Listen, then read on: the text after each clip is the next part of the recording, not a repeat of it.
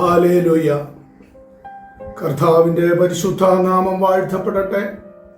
ക്രിസ്തുവിൽ ഏവർക്കും സ്നേഹ വന്ദനം.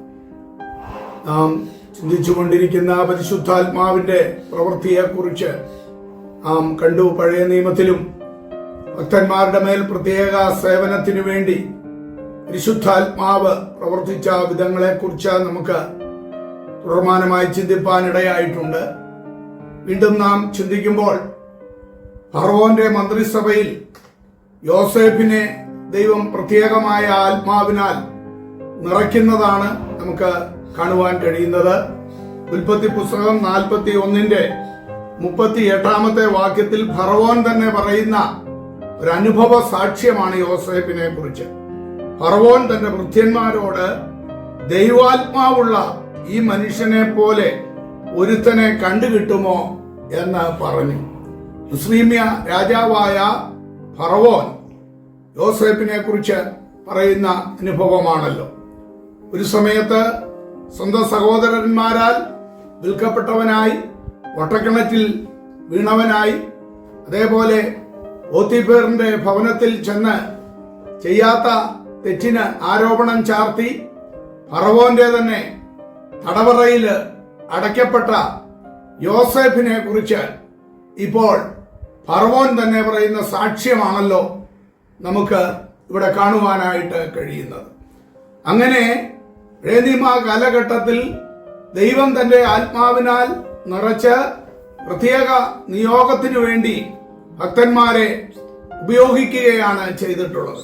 സമാഗമന കൂടാരത്തിന്റെ പണിക്ക് ബെസലേലിനെയും അതേപോലെ ഒഹല്യാബിനെയും ദൈവം ഉപയോഗിക്കുന്നത് നമുക്ക് പുറപ്പാട് പുസ്തകം അതിന്റെ 31 കാണുവാനായിട്ട് സാധിക്കുന്നുണ്ട്. യഹോവ പിന്നെയും മോശയോട് കൽപ്പിച്ചത് എന്തെന്നാൽ, ഇതാ ഞാൻ യഹൂദാ ഗോത്രത്തിൽ ഹൂരിന്റെ മകനായ ഊരിയുടെ മകൻ ബെസലേലിനെ പേർ ചൊല്ലി വിളിച്ചിരിക്കുന്നു. അവൻ കൗശലപ്പണികളെ സങ്കൽപ്പിച്ച് ചെയ്യുവാനും പൊന്ന്, വെള്ളി, താമ്രം എന്നിവ കൊണ്ട് പണി ചെയ്യുവാനും, രത്നം വെട്ടി പതിപ്പിക്കുവാനും, മരത്തിൽ കൊത്തുപണി ചെയ്യുവാനും, സകലവിധമായ പണിത്തരമുണ്ടാക്കുവാനും ഞാൻ അവനെ ദിവ്യാത്മാവിനാൽ ജ്ഞാനവും ബുദ്ധിയും അറിവും സകലവിധ സാമർഥ്യവും കൊണ്ട് നിറച്ചിരിക്കുന്നു എന്ന് പറയുന്നതാണ് നമുക്ക് അവിടെ കാണുവാനായിട്ട് കഴിയുന്നത്. തുടർന്ന് 35 30 മുതലുള്ള ഭാഗങ്ങളിലും നമുക്കത് കാണുവാനായിട്ട് കഴിയുന്നുണ്ട്. അങ്ങനെ വീണ്ടും ന്യായാധിപന്മാരുടെ ചരിത്രം നമ്മൾ പഠിക്കുമ്പോൾ ഒത്നിയേലിനെ ദൈവം ആത്മാവിനാൽ നിറച്ചത് ന്യായാധിപന്മാരുടെ പുസ്തകം 3:9-10 വാക്യങ്ങളിൽ, അതേപോലെ ഗിദെയോൻ ആത്മാവിനാൽ നിറയപ്പെട്ടത് 6:34 വാക്യത്തിൽ, ഇബ്താഹിനെ ദൈവം ഉപയോഗിച്ചത് ന്യായാധിപന്മാരുടെ പുസ്തകം 11:29 ശിംശോനെ ദൈവം തന്റെ മേൽ ആത്മാവിനെ പകരുന്നത് 14 5-6 വാക്യങ്ങളിലും, അതേപോലെ 15 14 മുതൽ 16 വരെയുള്ള വാക്യങ്ങളിലും ഒക്കെയായി നമുക്ക് മനസ്സിലാക്കുവാനായിട്ട് സാധിക്കും.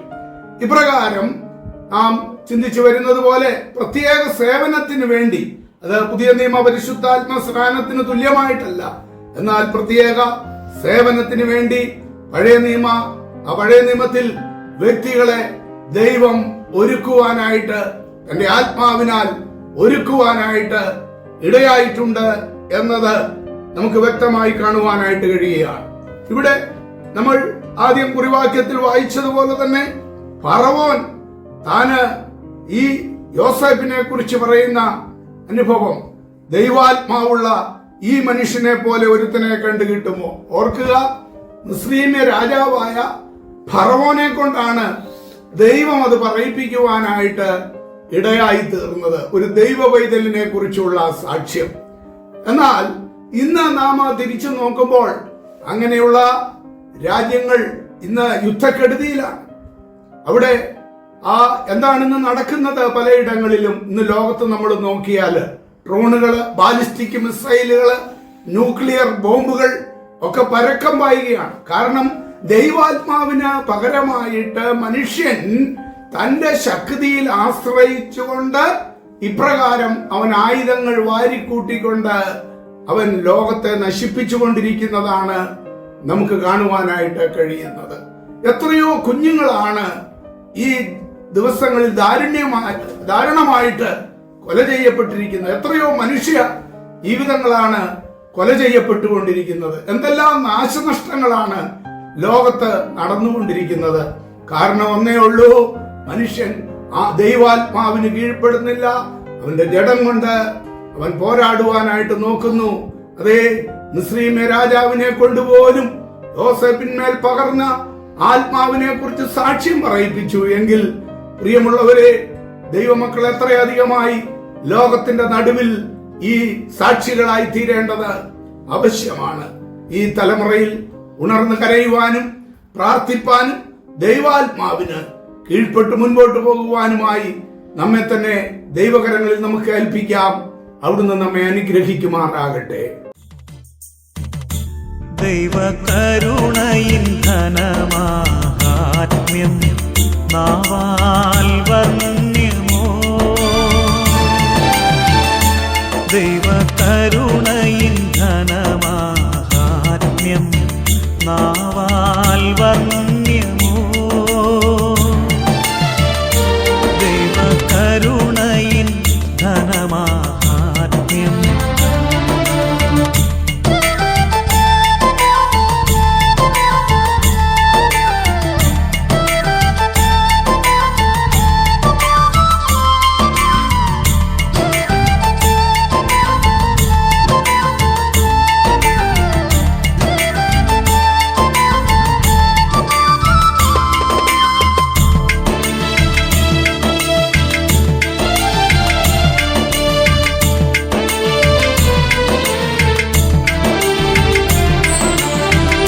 ദേവസുതൻ പശുശാലയിൽ നരനായി അവതരിച്ചത് വെറും കഥയോ.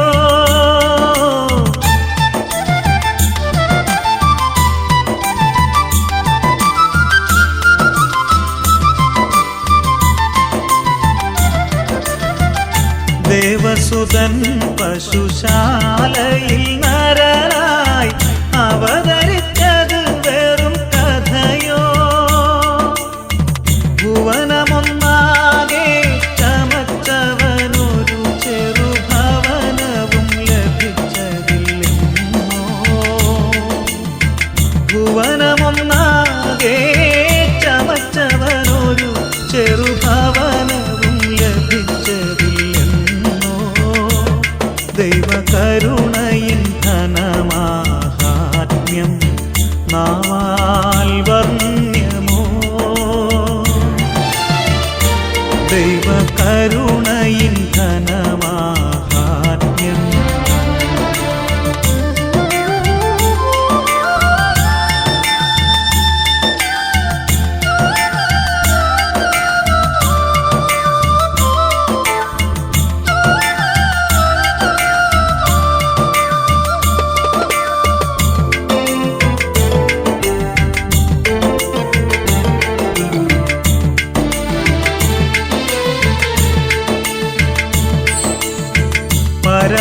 പരമസമ്പന്നനി ധരണി